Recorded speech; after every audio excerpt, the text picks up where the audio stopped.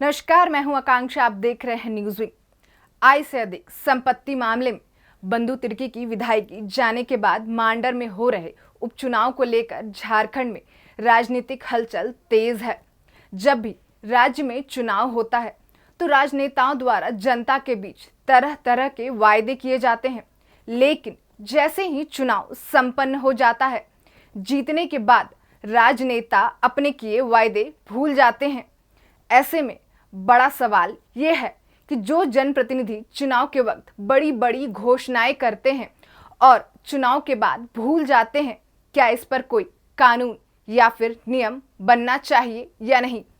आइए जानते इस मामले पर क्या है राजनेताओं की प्रतिक्रियाएं। आजसू सुप्रीमो सुदेश महतो से जब पूछा गया तो उन्होंने कहा, ऐसी स्थिति में दलीय आधार पर शपथ पत्र चुनाव आयोग को भेजा जाना चाहिए ताकि जो घोषणाएं चुनाव के वक्त की जाती हैं, चुनाव आयोग इसकी जांच करे कि चुनाव के बाद वो पूरा हो रहा है या फिर नहीं। आप लोग से याद होगा कि मैंने कहा था कि एक शपथ पत्र दलीय रूप से लोगों का जाना चाहिए। शपथ पत्र हो कि अपने कमिटमेंट का शपथ पत्र चुनाव आयोग को भी जाए कि आप जो ये चेंज हो सकता है तो करना चाहिए मेरे हिसाब से, कि आप जिस बात को बोल के आएंगे उसकी पहल होनी चाहिए, वो दिखनी चाहिए। अगर नहीं हो रहा है तो उनके खिलाफ में एक्शन का भी थोड़ी सख्ती कहीं ना कहीं रहना चाहिए।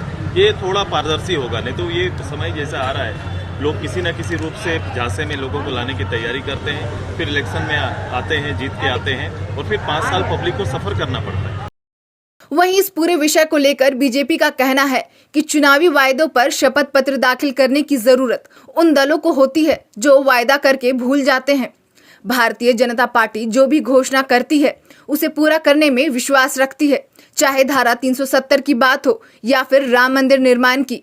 हमने जो भी वादा किया जनता के बीच उसे पूरा किया है। देखिए, चुनावी वादे पे शपथ पत्र दाखिल करने की आवश्यकता उन लोगों को होती है और उन दलों को होती है जो अपने चुनावी वादों से मुकर जाते हैं।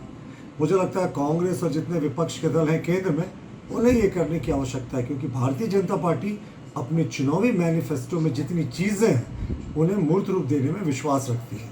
राम जन्मभूमि हमारे मैनिफेस्टो में था, हमने उसे इम्प्लीमेंट किया। गरीबों के लिए आवास हमारे मैनिफेस्टो में था, हमने उसे भी इम्प्लीमेंट किया।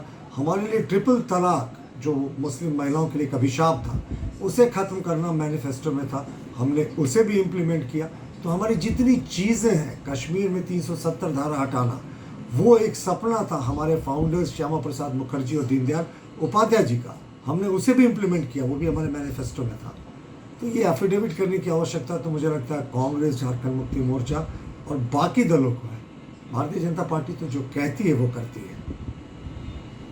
वहीं इस पर सीपीआई ने कहा कि जो भी दल के नेता वादा करते हैं, शपथ पत्र चुनाव आयोग को सौंपा जाना चाहिए। चुनाव आयोग इसकी मॉनिटरिंग करे। जब चुनाव आते हैं तो जो बड़े पार्टियां और नेताओं जो है वादा करते हैं जनता से, लेकिन वो जब जीत के जाते हैं तो अपने वादाओं को निभाने का काम नहीं करते हैं।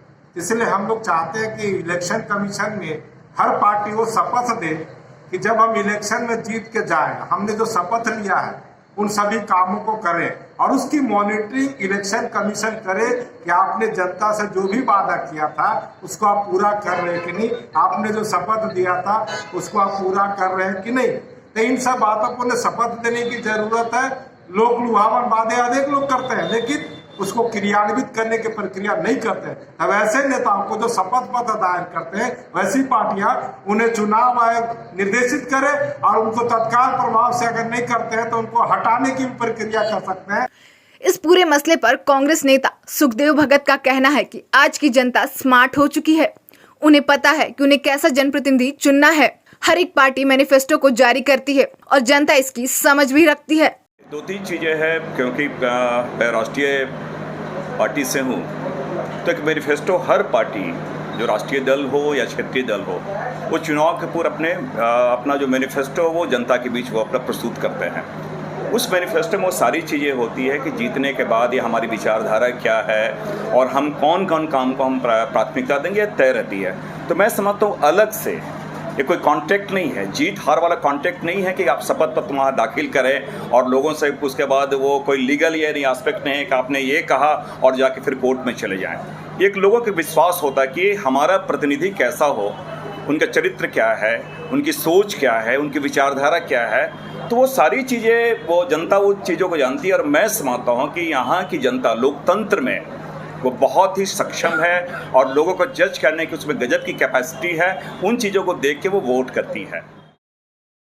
रांची से न्यूज विंग के लिए मनीष झा की रिपोर्ट।